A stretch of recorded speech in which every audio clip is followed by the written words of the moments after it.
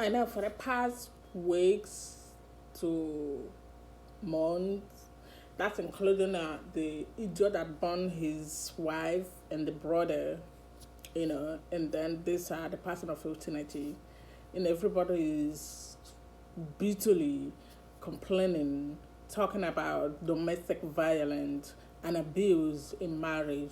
That got me. I know some of you will look at me like I'm being unreasonable right now, but I mean, it's something that really, really need to, you know, um, talked about and then looked into.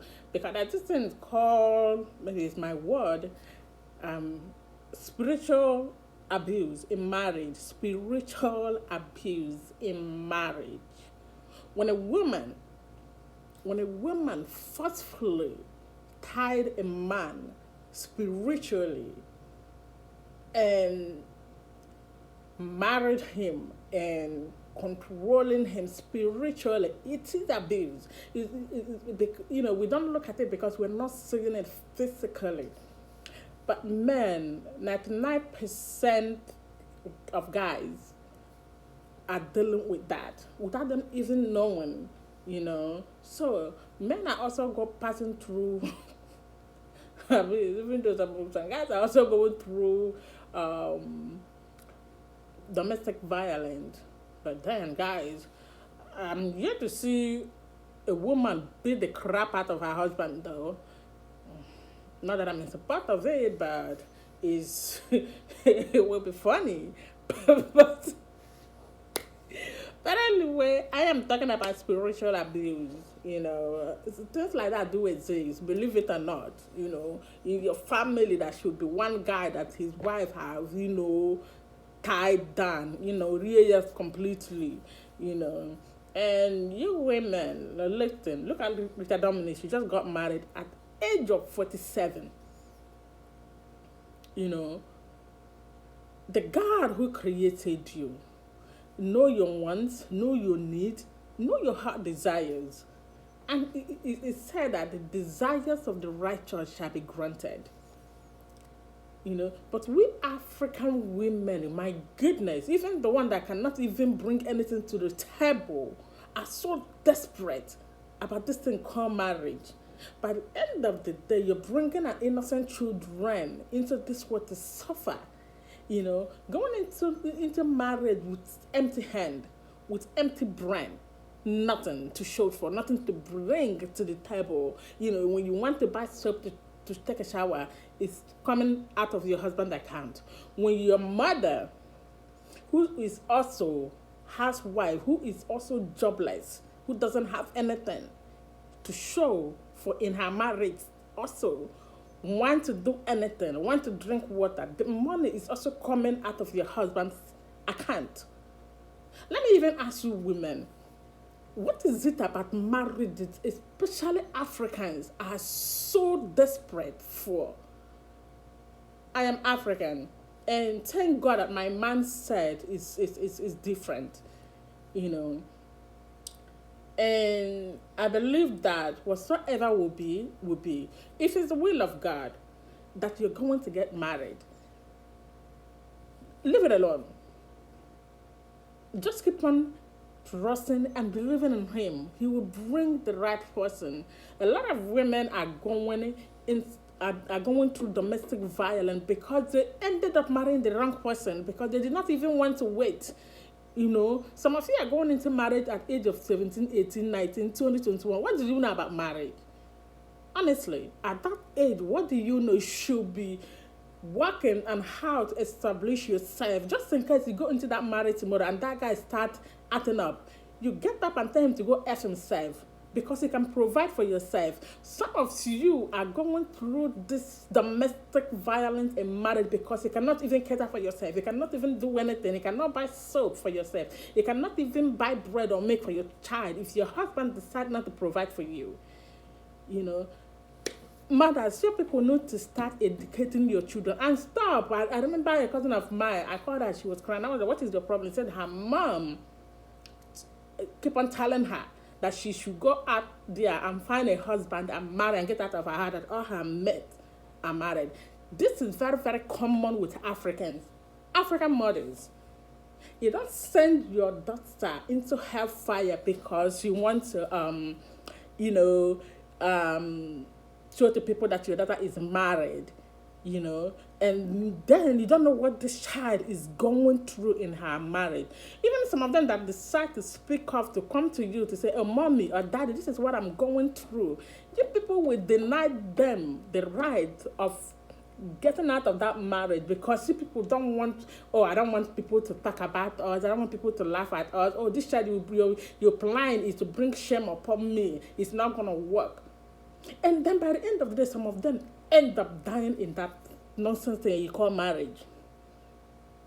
Mothers, you people need to get sense. Oh. This year, you people need to get sense. And you, the person in that hellfire called marriage, you need to get sense. If you don't have sense, borrow sense from somebody. It's somebody who is alive is one that will be in a marriage. If you're not alive, tomorrow if you die, that man will probably end up with your best friend's self. Why putting yourself in a hellfire in the name of marriage? Let me tell you this, there's no marriage in heaven. No. This thing called marriage, and I'm not against marriage. Oh. I am not against it.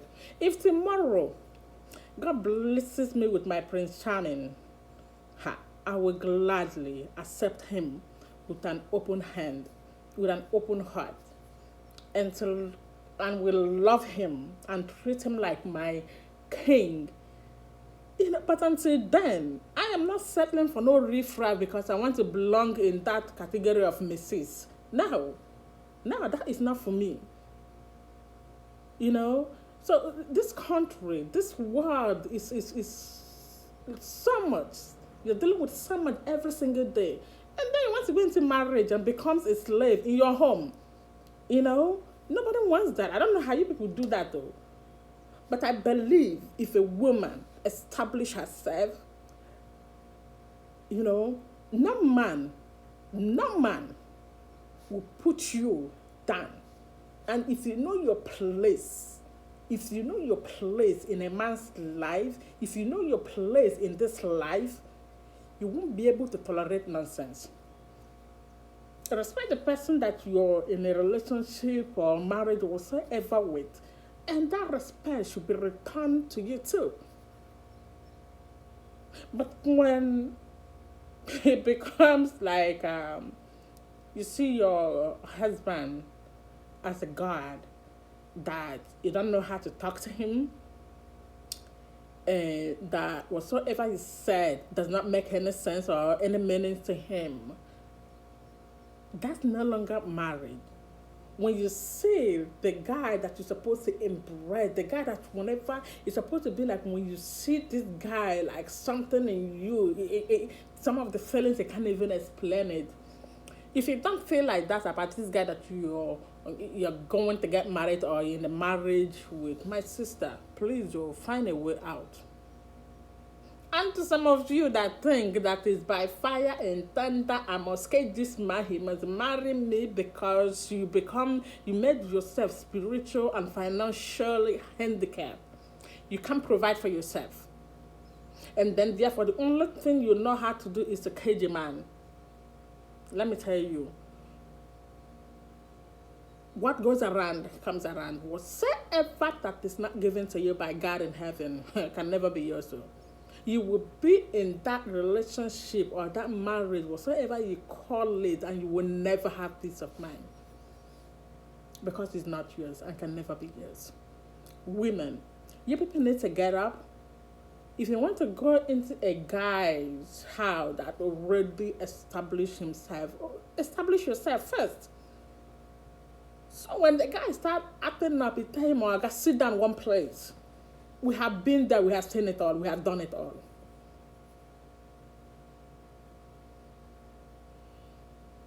I don't know.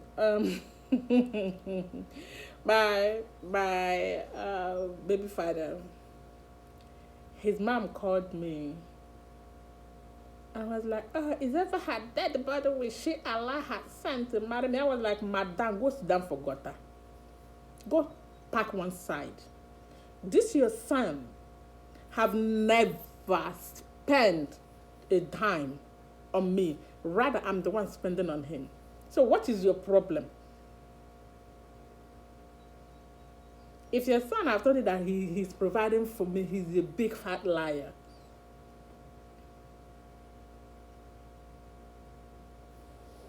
Some of you mothers are the reason some of your children are going through what they are going through today.